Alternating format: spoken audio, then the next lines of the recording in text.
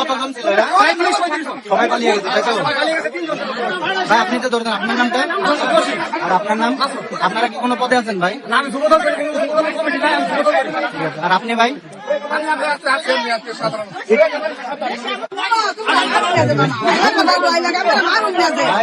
ওটা একটু রাতে দেন, ওটা একটু রাতে দেন, আচ্ছা আপনি বলেন তো এই বাচ্চাগুলোর অপরাধ কি?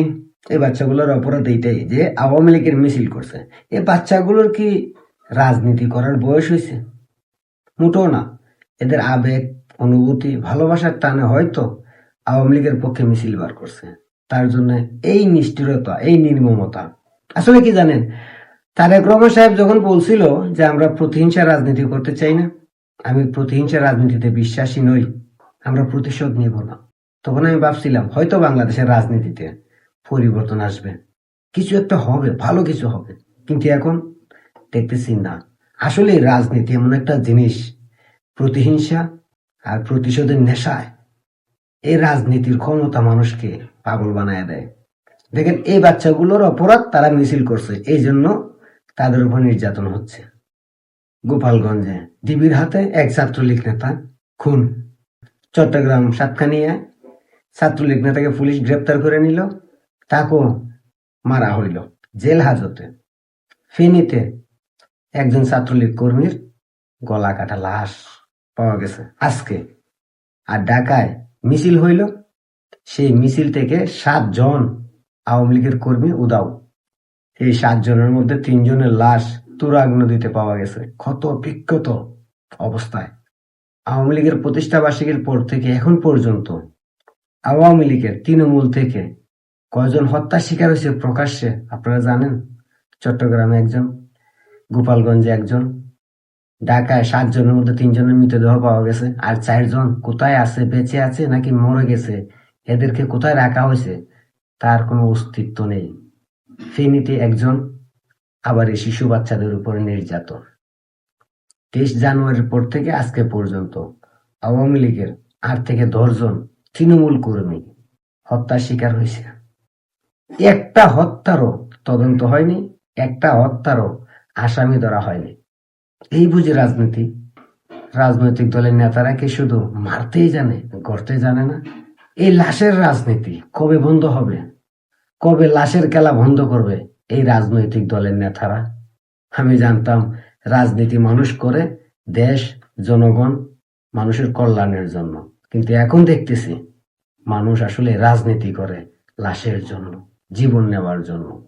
5 আগস্টের পর থেকে আওয়ামী লীগের, তৃণমূলের হাজার হাজার মানুষ ঘর বাড়ি ছাড়া, মিথ্যে মামলায় জেলে বন্দী, শত শত মানুষের জীবন নিয়ে গেল এই আন্দোলনের পরে, শুধুমাত্র আওয়ামী লীগ করার অপরাধে।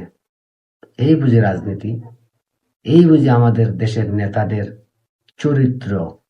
জানি না কবে এই রাজনীতির প্রতিহিংসা বন্ধ হবে, তবে এতটুকুই বলি, প্রতিহিংসা কখনোই ভালো কিছু আনে না, প্রতিহিংসা কখনোই মঙ্গল কিছু দেয় না, প্রতিহিংসা শুধু ধ্বংসই দেয়। এই আওয়ামী লীগের তৃণমূল কর্মীদের যারা ঘর বাড়িতে আসতে দেন না, মিথ্যে মামলা দিয়ে জেলে বন্দী করে রাখছেন, যাদের সন্তান, ভাই, বোন, বাবাদের আপনারা হত্যা করছেন এই 5 আগস্টের পর, তাদের মধ্যেও কিন্তু প্রতিহিংসার আগুন জ্বলতেছে। এই আগুন হয়তো কোনো একদিন অগ্নিকুণ্ডে পরিণত হবে। তখন কি আপনারা এই প্রতিহিংসার যন্ত্রণা সহ্য করতে পারবেন? কারণ ক্ষমতা চিরস্থায়ী নয়, ক্ষমতা চিরদিন থাকে না, শক্তি বেশি দিন থাকে না। মানুষ বুড়ো হয়ে গেলে শক্তি নিষ্ক্রিয় হয়ে যায়। আর ঠিক তেমনি রাজনীতির ক্ষমতা চলে গেলে মানুষ দুর্বল হয়ে যায়, ক্ষমতা বেশি দিন থাকে না। আওয়ামী লীগের আমলে আমি এমনটা দেখি নাই। প্রকাশ্যে মানুষকে মেরে ফেলা, প্রকাশ্যেই মানুষকে মিছিল থেকে গুম করে নিয়ে মেরে তুরাগ নদীর মতো নদীতে ফেলে দেওয়া, ডিবি গ্রেপ্তার করে নিয়ে যাওয়ার পর তাই সেই লাশ ফিরিয়ে দেওয়া, পুলিশ গ্রেপ্তার করে নিয়ে যায়, লাশ ফেরত দেয়, ছোট বাচ্চারা দলের সমর্থন করে বলে তাদের উপরে নির্যাতন হয়। এমন রাজনীতি আমি 17 বছর দেখি নাই, এখন দেখতেছি। জানি না কবে এই প্রতিহিংসা রাজনীতি বন্ধ হবে। আমি রাজনীতি করি না ভাই, রাজনীতি আমার পছন্দ না, কারণ এই সবের জন্যই আমি রাজনীতিকে পছন্দ করি না। কারণ আমি বিশ্বাস করতাম বাংলাদেশে প্রকৃত রাজনীতিবিদ নেই, যারা দেশের মানুষ, জনগণের সেবা করার জন্য রাজনীতি করে। এই ধরনের রাজনীতিবিদ বাংলাদেশে নেই। যা আছে সবই স্বার্থের জন্য, ক্ষমতার জন্য, লুটেপুটে খাওয়ার জন্য।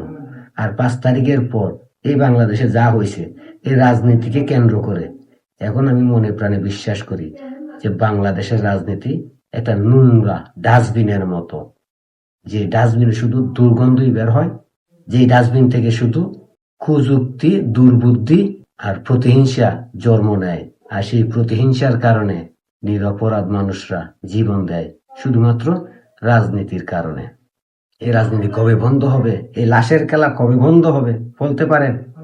আমি জানি না, তবে এতটুকু জানি, যেদিন বাংলাদেশের রাজনীতি থেকে এই লাশের খেলা বন্ধ হবে সেদিন বাংলাদেশ সুন্দর হবে, মানুষের নিরাপত্তা ফিরে আসবে, আইন শৃঙ্খলা ঠিক হবে, মানুষ তার পরিবার নিয়ে হাসি খুশিতে জীবন যাপন করতে পারবে। আর যতদিন এই প্রতিহিংসা থাকবে ততদিন কেউই ভালো থাকতে পারবে না। আজকে আপনার হাতে ক্ষমতা আছে তাই যাকে তাকে ধরে মারতেছেন, কালকে হয়তো নাও থাকতে পারে, পরশুদিন হয়তো তার হাতে ক্ষমতা যাবে, তখন আপনি কি করবেন? এটা একবার চিন্তা করেন, কারণ সময় সবসময় একরকম যায় না, ক্ষমতা সবসময় হাতে থাকে না, মানুষের শক্তি সবসময় একরকম থাকে না, কমে, শক্তি হারায়, ক্ষমতা হারায়, টাকা হারায়, পয়সা হারায়, কিন্তু মানুষের বিবেক ওইটা হারায় না কখনো।